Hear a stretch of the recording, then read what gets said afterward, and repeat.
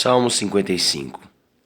Seria inútil estabelecer uma época para este salmo e encontrar uma ocasião que tivesse algum dogmatismo. É lido como uma canção da época de Absalão e Aitofel. Charles A. Spurgeon. Uma oração do homem Cristo em sua humilhação, desprezado e rejeitado pelos homens quando foi feito pecador por seu povo, para que eles fossem a justiça de Deus nele, quando ele estava prestes a sofrer a punição deste povo, pagar sua dívida e entregar seu resgate. John Noble Coleman. Versículo 1. Dá ouvidos, ó Deus, à minha oração. Note bem que jamais o mero ato da oração é o que satisfaz os piedosos. Eles anseiam por uma plateia no céu e uma resposta do trono. Nada menos os satisfará. Versículo 2.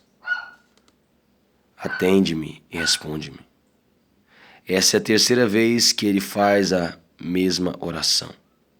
Ele é sincero, sinceridade profunda e amarga. Caso seu Deus não o ouça, seu sentimento é de que tudo se acabou. Ele implora a seu Deus que seja ouvinte e que o responda. Lamento na minha queixa e faço ruído. Almeida Corrigida, Revista e Fiel. Que consolo é podermos ser tão íntimos de nosso Deus. Não podemos nos queixar dele, mas podemos nos queixar a ele. Nossos pensamentos errantes, quando estamos distraídos com a riqueza, podemos levar diante dele, com declarações que podem ser chamadas de ruído e não linguagem, os gemidos inexprimíveis. Os gemidos inexprimíveis são geralmente orações que não podem ser recusadas. O próprio Senhor fez uso de forte choro e lágrimas e foi ouvido naquilo que temia. Versículo 3. E furiosamente me hostilizam. Com calorosa animosidade eles detestam o homem santo. Não era animosidade dormente, mas um rancor mortal que reinava em seus corações. O leitor não precisa que demonstremos o quanto isso é aplicável ao nosso Senhor. Versículo 4. Terrores de morte me salteiam. Pense em nosso Senhor no jardim, com sua alma profundamente triste até à morte. E você terá um paralelo às dores do salmista. Possivelmente, caro leitor, caso não tenha ainda pisado neste caminho sombrio, em breve o fará. Tenha certeza, então, de marcar as pegadas de seu Senhor nesta parte lameada da estrada. Charles A. Spurgeon. Enquanto o cristão olha apenas para seus próprios hábitos e disposição, ele pode ser e será sempre miserável. Mas se olhar para a grande garantia, Cristo Jesus, sua perspectiva sombria em pouco se tornará em alegria. Fosse a nossa fé praticada mais frequentemente, seríamos capazes de olhar além das abominações, das abomináveis mansões da sepultura, com uma esperança repleta de imortalidade. John Groove. O medo da morte está em toda a carne. Sua ausência não é sinal de virilidade. Vencê-lo na rota do dever e coragem. Encontrar a morte com paciência é fé. Encontrar a morte com paciência é fé, mas não a temer. Ou é um dom de graça espiritual, especial, ou uma perigosa insensibilidade. Em Edward Manning. Versículo 5. Temor e tremor me sobrevêm. Os astutos e misteriosos sussurros da calúnia geralmente fazem a mente nobre se importar mais com o medo do que com o antagonismo aberto. Nós podemos ser corajosos contra inimigos declarados, mas o tramar covardemente conspirações nos confundem e distraem. Charles A. Spurgeon. Temor, Como é natural essa descrição. Ele está em aflição, ele lamenta, faz ruído, soluça, suspira. Seu coração está ferido. Ele não espera nada além da morte.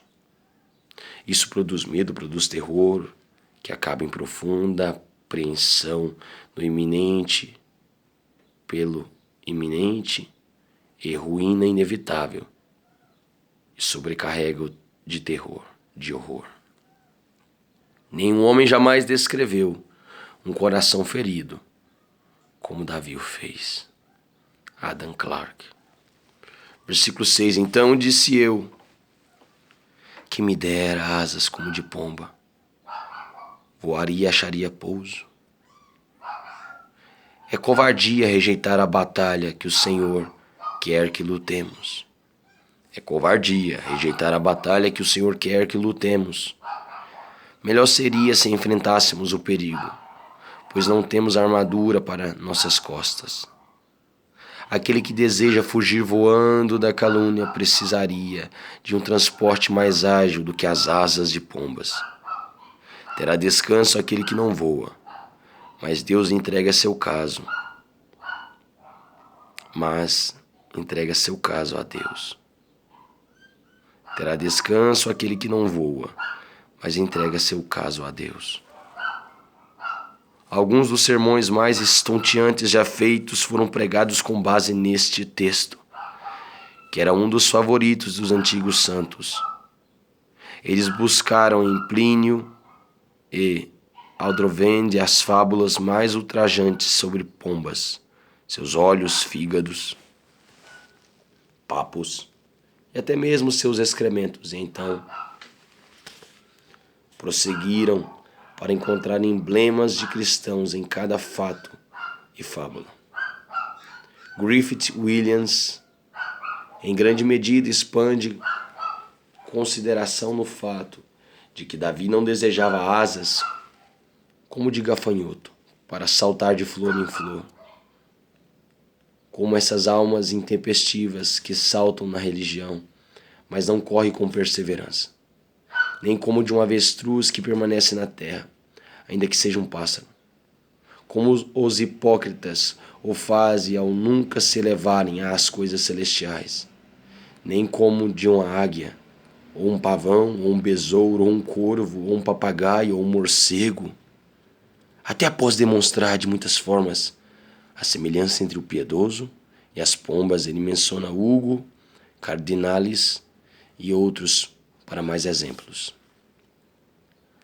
Não acreditamos que seria edificante carregar estas páginas com tais excentricidades e presunções.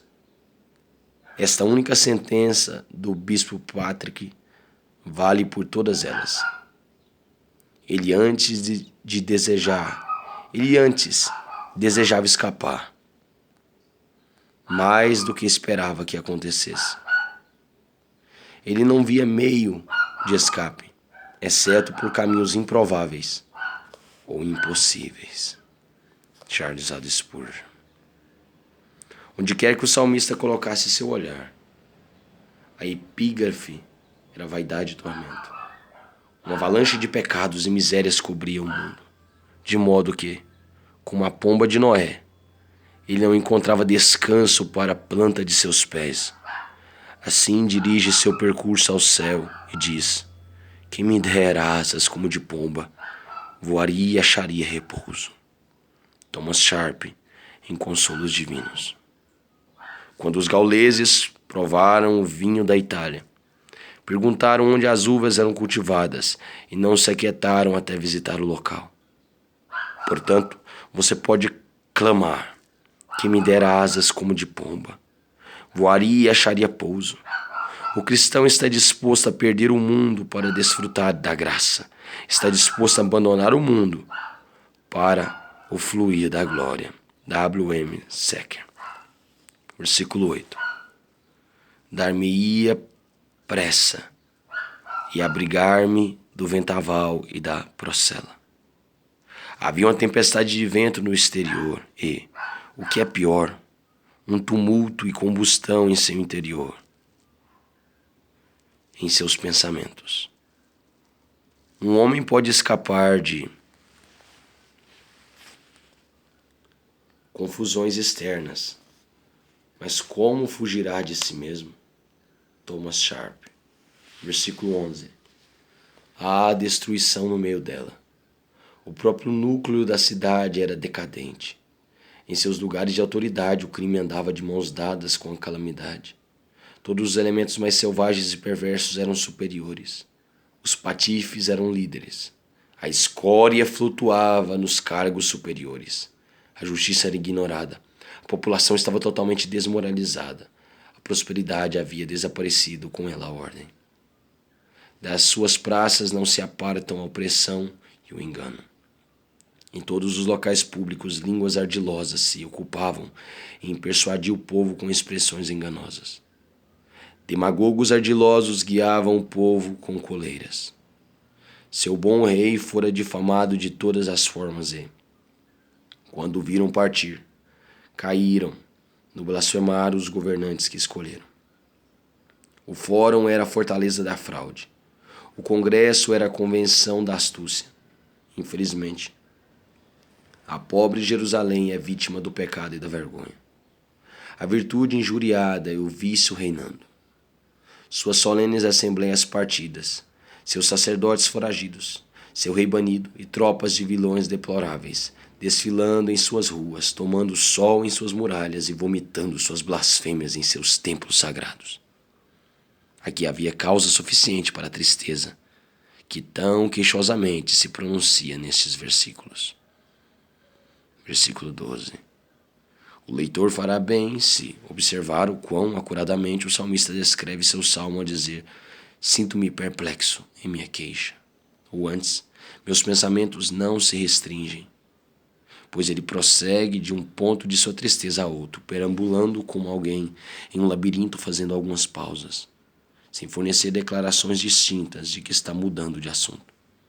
Com efeito, não é inimigo que me afronta. Se o fosse, eu suportaria. Não há inimigos tão reais quanto amigos falsos. As afrontas daqueles que foram íntimos e em quem confiamos cortam-nos prontamente. Eles são geralmente tão familiarizados com nossas fraquezas peculiares que sabem como nos tocar onde somos mais sensíveis e falam de modo a nos causar o maior dano possível. Suportamos de Simei o que não suportamos de Aitofel. Nem é o que me odeia quem se exalta contra mim, pois dele eu me esconderia. Acontecendo de nossos inimigos vangloriarem-se orgulhosamente diante de nós, encorajamos nossa alma a resistir, mas quando aqueles que fingem nos amar olham maliciosamente com desprezo, para onde iremos? Nosso bendito Senhor precisou suportar o pior engano e infidelidade de um discípulo privilegiado. Não nos surpreendamos quando formos chamados para percorrer a estrada que está marcada por seus pés trespassados. Charles Haddon Spurgeon. Versículo 13. Mas és tu. Quão justamente o Senhor poderia ter apontado a Judas e dito: mas tu, porém, seu espírito tão manso, alertou o filho da perdição da maneira mais suave possível. E não fosse Iscariotes, Judas Iscariotes, 10 vezes, filho do inferno, teria abandonado seu detestável propósito. Charles Haddon Spurgeon. Versículo 14. E íamos com a multidão à casa de Deus. Há uma medida de impiedade de tipo detestável, no engano que rebaixa a união dos homens que fazem profissões de piedade. Deveria o próprio altar de Deus ser corrompido com hipocrisia. Deveriam as reuniões do templo ser poluídas pela presença de deslealdade. Tudo isso era verdade no caso de Aitofel e, em certa medida, de Judas. Sua união com o Senhor era sob a pauta da fé. Foram unidos na mais santa das empreitadas. A ele foram concedidas a mais graciosa das tarefas. Sua cooperação com Jesus para servir a seus próprios fins abomináveis acaba selando-o como o primogênito do inferno. Melhor seria para ele se nunca tivesse nascido. Que todos os professos enganosos sejam alertados pela ruína de Judas, pois como Aitofel, ele foi para onde deveria ir, por suas próprias mãos, e preserva terrível preeminência no registro de crimes notórios. Aqui estava uma fonte de dor no coração do Redentor e é compartilhada por seus seguidores. Da ninhada da serpente ainda permanecem algumas víboras que aguilharão a mão que os acalentou e venderão por prata aqueles que os ergueram à posição que lhes permitiu ser tão abominavelmente traiçoeiros. Charles A. Spurgeon. Versículo 15. A morte os assalte. Traidores como estes merecem morrer, não há vida neles. A terra é poluída por seus passos. Se os escorpiões são fuzilados, quanto mais estes vilões furtivos. Charles A. Spurgeon. Esta oração é uma profecia da ruína máxima, final e eterna de todos aqueles que, secretamente ou abertamente, se opõem e se rebelam contra o Messias do Senhor. Matthew Henry. E vivos desçam ao inferno. Almeida Corrigida, Revista e Fiel. Enquanto no vigor da vida que desçam ao Sheol, que repentinamente troquem o desfrute da vida pelos sepulcros dos mortos. Não há, contudo, necessidade de ler esse versículo com imprecação. É, antes, uma expectativa confiante ou profecia. Porque a maldade nas suas habitações e no meio deles, a justiça no universo, o próprio amor a exige, a compaixão para os que rebelam contra Deus não é virtude. Nós oramos por eles como criaturas, os abominamos como inimigos de Deus. Nos dias atuais precisamos muito mais nos guardar contra a iniquidade disfarçada que simpatiza com o mal e considera a punição como crueldade do que contra a brutalidade de uma era anterior. Charles A. Spurgeon. Versículo 17. À tarde, pela manhã e ao meio-dia, farei as minhas queixas e lamentarei. Frequentemente, mas nunca será exagero. Épocas de grande necessidade pedem momentos frequentes de devoção. Os 3 períodos escolhidos são os mais adequados. Começar, continuar e terminar o dia com Deus é a sabedoria suprema. Onde o tempo naturalmente estabeleceu uma barreira, estabeleçamos ali um altar. O salmista sugere que orará sempre. Ele estabelecerá uma linha de oração ao longo de dia e seguirá o rastro do sol com suas petições. Dia e noite, ele via seus inimigos ocupados, verso 10, e, portanto, se ocuparia também com oração contínua. Este era o costume dos piedosos hebreus. Daniel capítulo 6, versículo 10.